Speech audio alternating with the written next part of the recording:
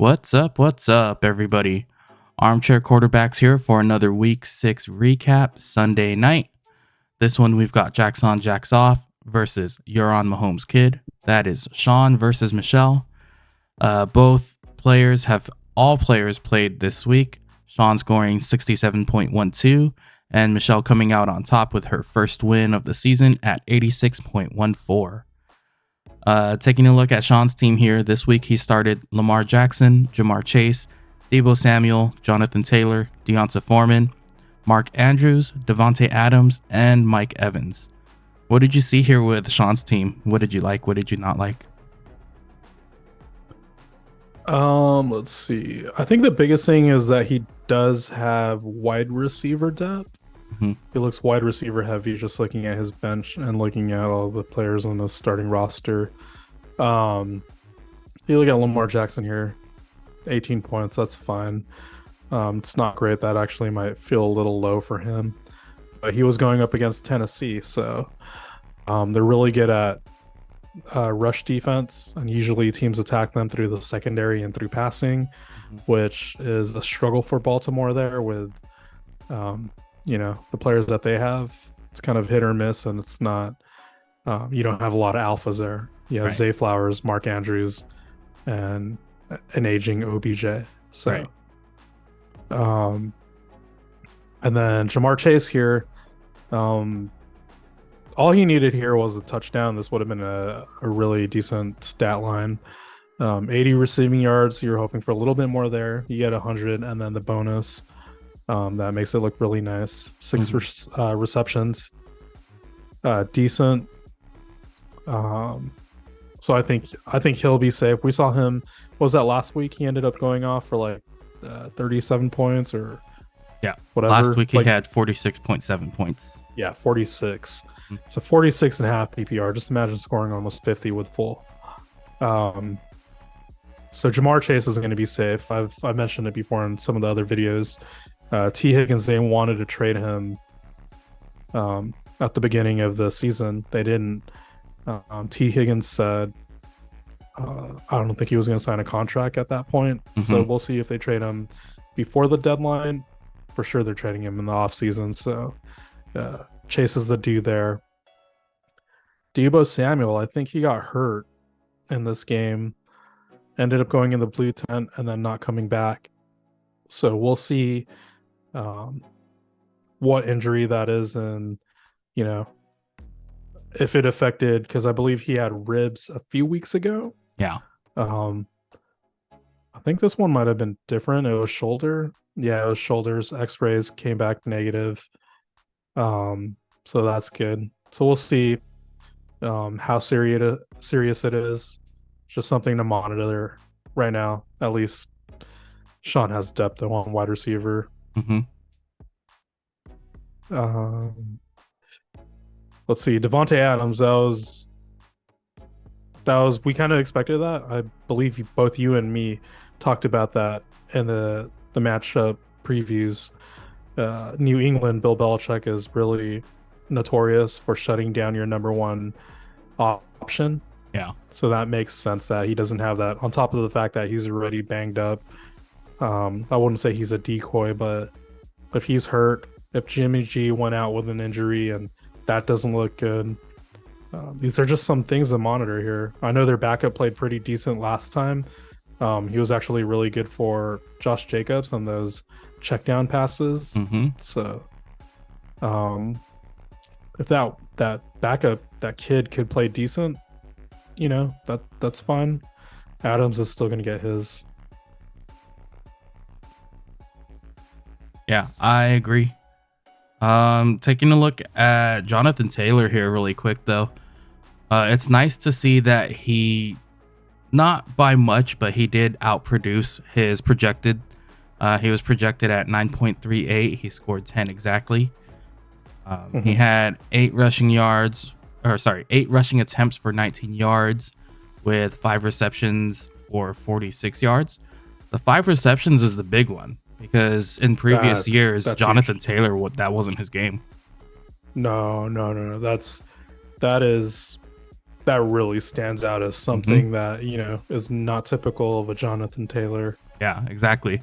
So if they Um, can continue this usage right here with the receiving game, and then continue to up his rushing game, he's going to be mhm. a beast. And we already know just based off of his running game, Jonathan Taylor's a beast. So if And you add the receiving game, oh man, that's unlimited. That is ridiculous. so you got to look at this. The fact that he scored 10 points here, he doesn't have a touchdown.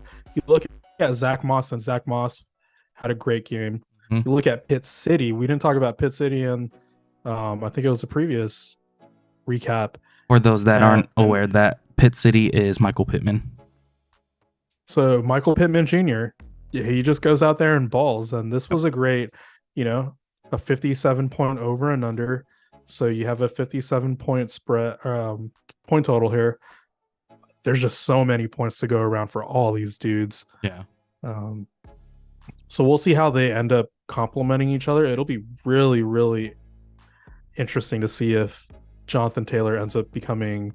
I mean, I don't think they're going to use him like this. I think Zach Moss might be more of the receiving back, but it would be really funny to see if Taylor came into the NFL for a bruiser back and turns out to be, A receiving back. used as, yeah, that's really weird. Yeah. Um, so really, really, really good for him. Mike Evans, 49 receiving yards, 4 receptions. If he had touchdown deodorant, it would have been better. But just the fact that, Mike Evans has a history of hamstring injuries and that he came back, after the bye week, says a lot. That he's Mhm. able to move on the field, and he didn't really look too limited. Yeah. We'll see how, he should be able to heal up and get better. Well, The main thing right here. the other Go thing ahead, too with Sean. this game though, Detroit versus Tampa Bay. This is Mhm. where you and me have said Baker Mayfield can't keep playing at the rate that he has been. Mhm. And Detroit's defense, their pass rush is really good. Mhm. So it was very apparent in this game that, the Tampa Bay offensive line couldn't keep the pass rush in check. They were getting to Baker Mayfield. Baker Mayfield had a lot of pressures. He had some sacks, took some sacks. So this is more of the stat line that you would probably see from Baker Mayfield. A lot of very uncatchable throws. I will say, at least from what we saw, we only watched Red Zone. True. So it's not like we're watching, the film breakdowns of every single game. Mhm. I actually want to get my hands on that just to see. I think it would be interesting, but from what I've seen, Baker Mayfield actually was a lot better. He was a lot smarter with throwing the ball away on some of his pressures. Yeah. Not nearly as bad as When he was in Cleveland. No, not Cleveland, Carolina. Ooh, Remember yeah, with that DJ was Moore bad. there? Yeah, that That was that really one, bad. and I've always been a big Baker Mayfield critic. Hmm. So when I'm saying that he looks okay in Tampa Bay, like serviceable, he looks fine. It could be worse. Definitely could be worse. Um, Yeah. and then going to the bench, I was gonna say, the big one here is Adam Thielen. You know, um, at this point, I would ride Thielen. I think 6 Hmm. weeks is a really good sample size of how he's connecting over there, with his quarterback, and just how um, Ron Rivera is playing, Yeah. doing the play call. I think we've seen enough of Thielen to see that, barring injury, typical quad or hamstring, with him being older, he's looked really solid. He is finding the soft spots and he is just plugging along. I don't think enough fantasy people are talking about him. But look at this, another game over 100, 11 receptions, 11 with Hmm. 24 points. So Yeah. wow. He seems Wow. to be Bryce Young's favorite target here, and it's working Mhm. out for them for sure. Yeah. So I mean, one tip if I was Sean, maybe to to try and bolster up your team. I think it was just one of those weeks where it underperformed. Mhm. So at this point, I think I'd rather have it underperform really bad than, to have a heartbreaking loss by 1 point. Um, at this point, it looks like he probably needs running back. Running back. If I was Shawn, I'd probably package maybe one of these wide receivers or two of them, Yeah. just to get that running back. Because right now you're only Jonathan Taylor and Devontae Foreman, and Yeah. Devontae Foreman, I think he'll end up losing to Roshan Johnson. At some point, yeah, I think so too. I will So- say this Wan'Dale Robinson pickup here, I did see that earlier this week. That was actually a pretty savvy pickup, as you would say it, because there was a lot of talk with the Giants wide receiver room. Nobody's really stepping up. And when he finally came back in week 3, he's kind of started to step into that role of, okay, maybe he might be the top wide receiver option. It is still the Giants offense, so it's hit or miss. But I think if he's the most consistent, and taking a look at his stat line this week and the past weeks, he seems to be the most consistent, at least in terms of targets and receptions. So that's a pretty good pickup there, at least for a depth piece and for your bye week fill-ins. So that's good job there. All right, so let's take a look here at Michelle's team. Michelle started Patrick Mahomes, Brandon Ayuk, KJ Osborne, DeAndre Swift, Justice Hill, Evan Engram, Michael Thomas, and Drake London. So what did you like here from Michelle's first winning week? The biggest thing is she got her first win, so congrats on that. Yeah. That's really huge because everyone, we have a lot of guys that are kind of in that 2-3-3-2 spot. Mm-hmm. So it's really close. All it takes is regression to the mean where these other teams end up losing a couple. And if she could pull out a couple, string a couple ones together, you're right in the hunt again. Yeah. It's the top 6 teams that make the playoffs. So Yeah, I was just you have about a to say that. 60% chance. Patrick Mahomes had a pretty solid game. I really, really wish that they had a better game against my Broncos. Mhm. At this point, I don't, we're pretty much in the Caleb Williams sweepstakes. So I'm cheering for the For failing of my anybody Broncos against at this Denver. point. Yeah, but because we play fantasy, it's really interesting where I'm cheering my fantasy teams more than my real team. Yeah. So Patrick Mahomes, that was a safe game. We'll see if he picks that up. It's really tough when his main target is Travis Kelce, and that's it. You can't even say Jerick McKinnon is a big target because my boy Pacheco gets a few targets. So it's not like when Jerick McKinnon was it, and CEH Yeah. and Pacheco were out. So Well, I will say for Mahomes, it seems like he's been building some pretty good rapport with one of my bench depth pieces that I picked up, Rashee Rice. Yeah, so if that continues to build, I think that'll add another option for them to utilize there in their offense. So yeah, the big one here is Brandon Ayuk. He's already for me the number one wide receiver there in San Fran. If Deebo Samuel goes out, Brandon Ayuk's stock goes up. So fantasy, there is luck involved with injuries and whatnot. That's a pretty big deal.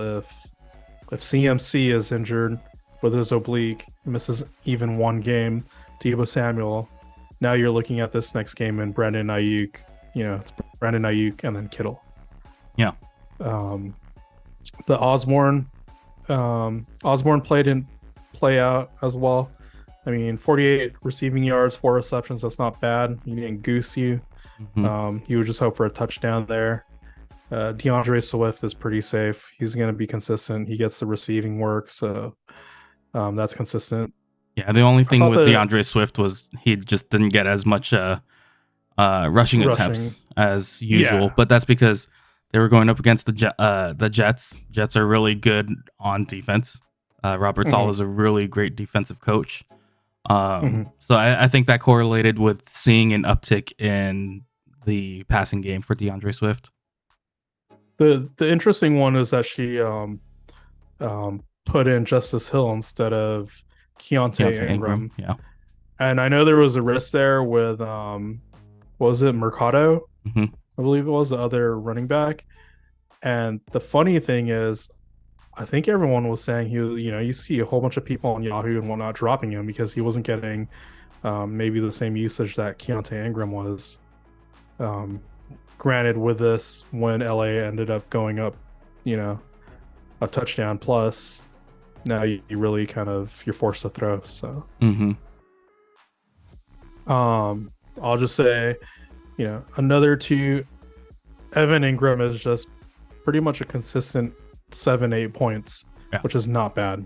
Yeah. At this point, if you throw in a touchdown, that's even better.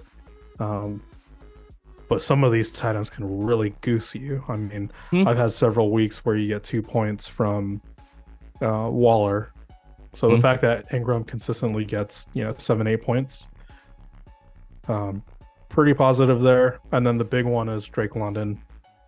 Drake London is, look at this, 125 receiving yards and 9 receptions. 9. Yeah. Again, Phenomenal. we talked about it in another video, and we'll talk about it again here. The Falcons, man, they're throwing more than what we would have expected from them because Arthur Smith has always said he wants to run the ball, slow the game down. But, they're throwing more, and I think they're throwing more to try and keep up with the opponents that they're playing with, which is good because then that means they're not trying to play down. They're not trying to bring the opponent down to their playing level. They're just playing the game. And if the game script is low, then they're going to throw the ball more. So I will say, a few weeks ago, we were saying that Drake London, either package him sell high or he's a possible drop candidate. If you look at his targets, the season, 1 target, 8, 6, 7, 9, 12. Pretty solid. I don't think that's indicative of the quality of targets with Desmond Ridder. Yeah. I will say that the last 3 games, you have 7, 9, and 12. Specifically, the last 2. You have 9 and 12 targets with 6 and 9 receptions, 78 yards, and then today 125 yards. So if you could get that where your targets are up, the quality is a little bit better, and the offense is a little bit more balanced. They're still going to do the running thing, but you open this up where it's at least one of them. Now you get 2 bonus where it's both Pitts and Drake London. That's not bad. Whether they win or lose, for fantasy purposes, we just want points. Yeah, we want those stats. So it looks encouraging. So go ahead. Let's go ahead and take a look here at Michelle's bench. So you were talking about Keontae Ingram. Definitely that's between Deontay Ingram and Justice Hill. It was a toss-up for sure. I feel like for me personally, taking a look at the way the defenses are, and that's another thing too, just a quick tip. You guys gotta, even though we don't play defenses in our league, it's good to know what defenses are good up against what. So for example, Tennessee, they're really good up against the running back position. So that could have been maybe the kicker to say, oh, I might start in Keontae Ingram over Justice Hill. Here are their little things like that. And it could go completely opposite. It could go out of that. But that's kind of how you gauge who you're going to start. Taking a look here, Justin Jefferson here still sitting on your bench. He's got the IR mark, the IR tag. So you can actually drop him here into your IR position, and that'll open up another bench spot for you to pick up a depth piece off the waiver wire. And then DJ Njoku, I still think you could probably just end up dropping him. Shawn already talked about Evan Engram being a very consistent tight end for you. So I think because he is so consistent, I think the only time you'll have to worry about it is week 9 when he has his bye week. But besides that, I think if you drop Njoku, you'll be able to pick up another depth piece there. I would say, let me see. I'm looking at the corp. Looking at the available quarterbacks, yeah, Dak Prescott, C.J. Stroud, Geno Smith, Sam Howell, Russell Wilson, Baker Mayfield, Josh Dobbins, Derek Carr, Gardner Minshew, Jimmy G is out right now, Bryce Young. You have several players here that I think we've mentioned it. You and me have both mentioned it the past couple of times because now Michelle has her first one here and Right. she's right back in it where you string a second one and then string a third one. Now you're really into the mix of things. Right. I'd probably look to trade Mahomes, maybe see if you could get two pieces together, or maybe package Mahomes plus one of these other players to move up either running back or wide receiver. And then I would do the same thing with Justin Jefferson. See if you could package, text every person in the group, say, hey, anyone willing to trade for Jefferson, especially the top teams. I already made my offer. She didn't like that. But if you look around here, one or two really solid pieces for Justin Jefferson. Some of the other teams that feel safe for making the playoffs, this could be a savvy, it's a risky, so don't be too picky on, who you're getting in return for Jefferson, because you have to remember you're trying to just stay into the playoff mix. There's no point keeping Jefferson if you don't even make the playoffs. Yeah.